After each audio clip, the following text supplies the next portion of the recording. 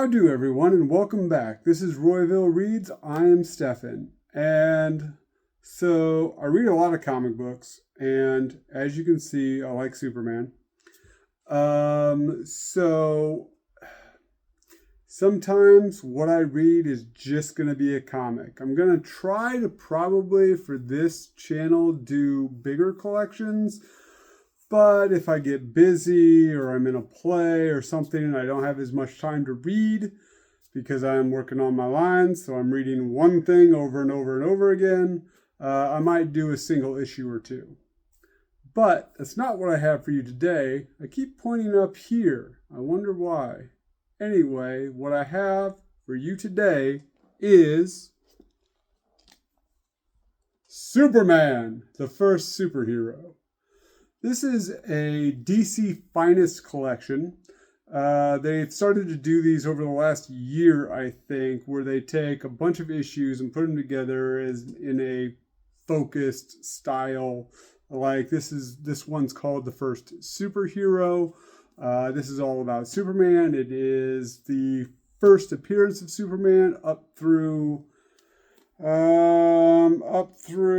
Action Comics. So in here is Action Comics 1 to 25, Superman, the original Superman, 1 to 5, New York World's Fair Comics number 1, including Clark Kent's first origin tale. So yeah, and then on the back they have a couple of covers that are in the book. This thing clocks in, if you are interested, at 582 pages of straight comic books. There is a couple, I thought it was interesting. I don't know if I can find one quickly, but there was a couple stories in here, just like 1 or 2 page novellas, I guess, short stories. I don't know if it's long enough to be called a novella, but I don't see one right off quickly, so yeah, I'm not gonna waste your time on that. But yeah, so this was a really good read. I have a lot of things I want to say about it, so I have some notes. First of all, this was pretty much solely written by Siegel, Jerry Siegel, and the art was by Joe Shuster. And you can definitely tell that as they continued on this book, both the writing and the art greatly increased in not only style, but ability. As you can see, too, they also, at least for Joe Shuster, you can see, too, that just looking at it, his style got better. So, for example, here is Superman, one of the first renditions in his costume in the first issue. And then if we go to the back of it, let me try to see if I can get a good picture of just him in a panel here.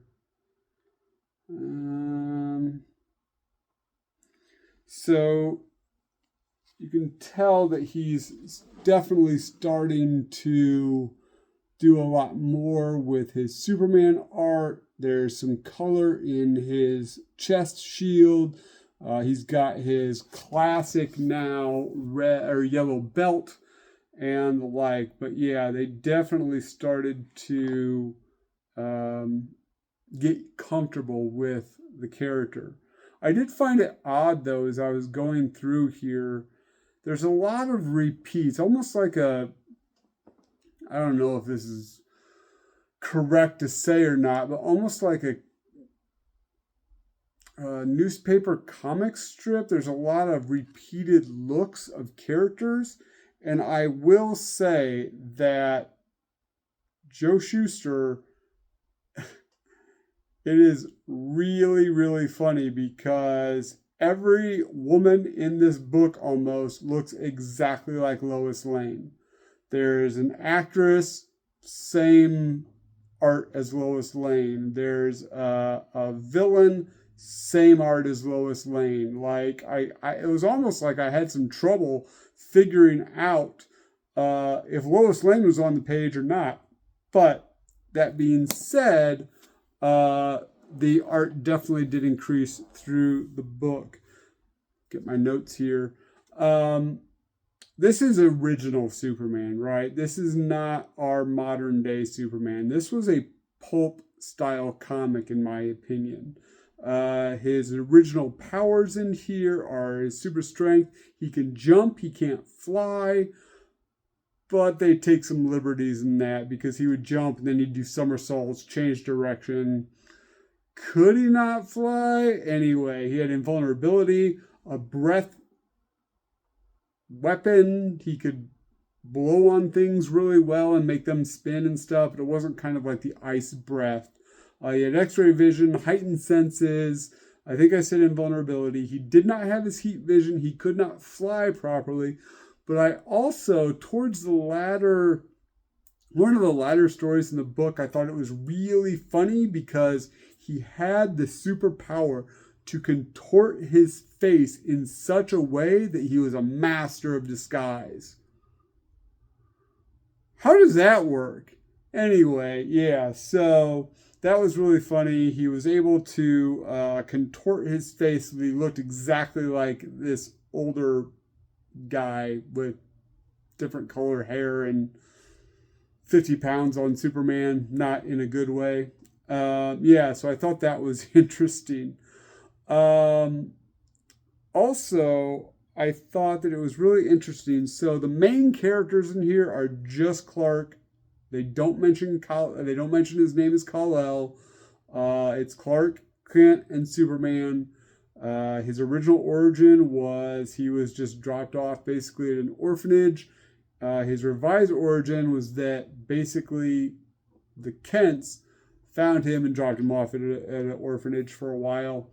But then he decided to become Superman because he was gifted with abilities far beyond those of mortal men.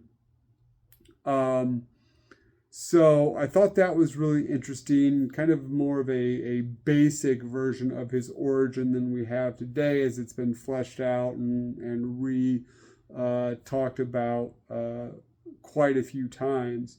So there's no Perry White, there's no Jimmy Olsen. I found it really interesting too. I actually bookmarked a spot because Lois in here, it is not witty banter between them. Lois is extremely harsh with Clark that I thought was extremely interesting here. And here's just one idea of that. Like, seriously, lady, how do you even get off? So this is it right here. And let me read this to you. So shortly later, Clark says, "Don't forget, Lois, you promised me I could take you to see a movie tonight." Lois, Clark Kent, "I despise you!" Like, seriously. Super big letters and everything. Clark, what? But you've been so friendly lately. I was hoping, Lois, I absolutely underlined loathe you, you contemptible weakling. Don't you dare even to talk to me anymore. Oh, Lois, I love our playful banter. What? No. Granted, he didn't say the playful banter part. That was me. But wow. And this is like how she acts towards Clark through the whole thing. And he is just smitten.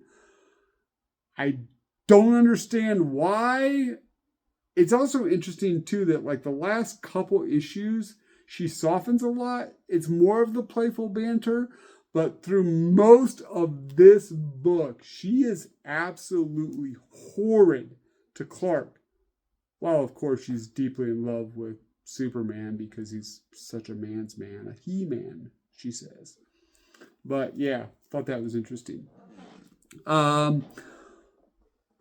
Also, like I said before, these are a lot more pulp stories. We don't get the big, colorful supervillains that we get later on. The first supervillain style character he actually encounters and fights, which I thought was really interesting because you barely hear about this character anymore, is the Ultra Humanite, which also later they just called him Ultra, like it's his first name. But yeah, and then if you're not aware, the Ultra Humanite turns into a woman that strangely looks a lot like Lois Lane by them taking the brain of his dead body and putting it into a woman. How does that work? But anyway, it's a scientific comic. So I thought that was really interesting. And the other supervillain, the second supervillain that Superman fights, is not Lex Luthor, just Luthor, with his red hair, and for some reason his really wanting to put his face on everything. For some reason he always talks through things, like his face will appear on a tree, literally his face will appear on a tree, on a wall, on a bust. Like, it was weird. But anyway, so these are the kind of the super villainy style characters, but most of the time he's going after drug lords, corrupt politicians, corrupt newspaper chiefs, not Perry, not his, but anyway, racketeers, evil orphanage superintendents. I mean, really, really fun stories. I will say, though, that some of the stories were really... Now, this isn't our modern-day Superman. He's a lot rougher in these. He's a lot more intimidating, like, because it's a pulp adventure. He's a pulp hero. He'll rough you up. He'll smack you around a little bit. He'll intimidate you. Most of the confessions he gets... for them to, like, he'll take them to the cops and be like, confess, it's because Superman has been roughing this person up for the last hour by taking him and dropping him, catching him, spinning him around really fast with all of his superpowers and everything. And this person is just so freaked out that they will do anything to get away from Superman. Don't really see Superman, old Kal-El, doing that nowadays. Heck, there was one time Superman was standing there shaking this guy at super speed for a while until the guy decided that he would rather get electrocuted with the death penalty than stay around Superman anymore. Like, seriously. But yeah, but he was a big champion of the oppressed, which it does say all over the book. He helped, he always was there to help some kids. He always tried to help the common man. He would even say the bad guy, but then he would also just repeat right after that, not that you deserve this, but I'm going to save you anyway. And there were some really interesting stories and some questionable things that Clark Kent did. Like, one of them, he wanted to help out a coach at Cornell University because he was going to lose his job because they kept losing. So he takes one of the students, one of the football players, drugs him and puts him in a locker, then goes and pretends that he's him so that they can win all these games. Drugs a student in college. Superman. There was another thing that I thought was great, and once again, I got to look this up here. So, Superman finds a bunch of kids, and they're living in the slums, like with their family or whatever. It's not like they're homeless or whatever, but they're living in the slums. And Superman sees that this is not the way these kids should live. So, he decides... Here it is. So Superman decides that he is going to go in and destroy every building in this neighborhood. Level the whole thing. He tells everybody that they have like an hour to get out of their homes. They have to leave. And then Superman goes in and destroys every building. Why would Superman do this? Well, because he knows that if you destroy a neighborhood or it is so run down that it is so dilapidated, the government rebuilds destroyed areas with modern, cheap retail apartments. So all we have to do, people, is just destroy our homes and the government will come in and just make us a new one. Whoa! But it works because right here, during the next weeks, the wreckage is cleared. Emergency squads commence erecting huge apartment projects, and in time, the slums are replaced with splendid housing conditions. Is that how it works? Comment down below if it is, because I got some buildings I want to wreck.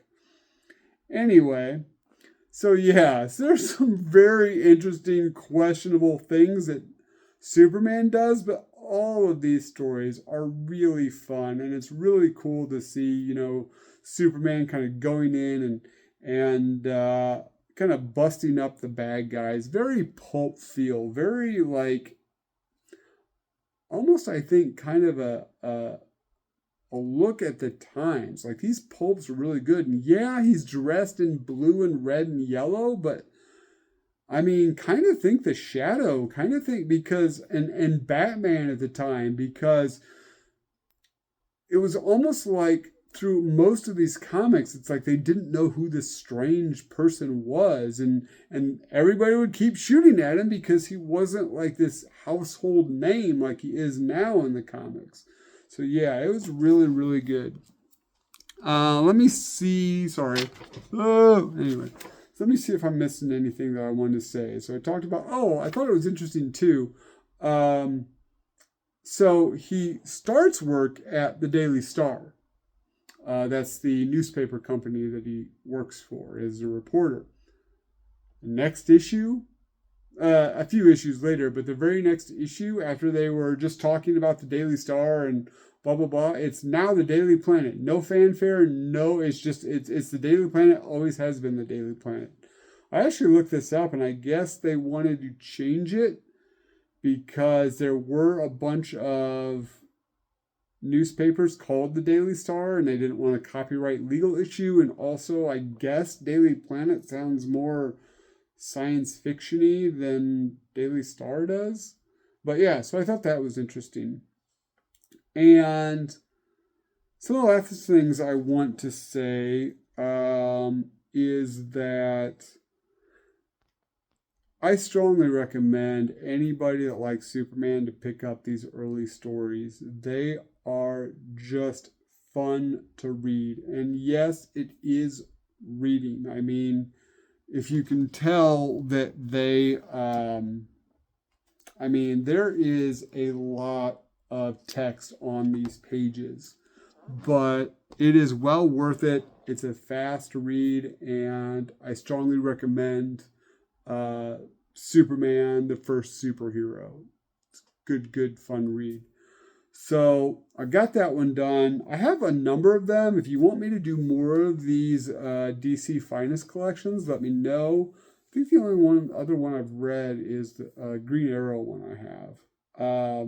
But that being said, I want you to keep reading. And it's a comic book, so remember what your mom always said. If you got to be a dick, be a Grayson. Thanks, everybody.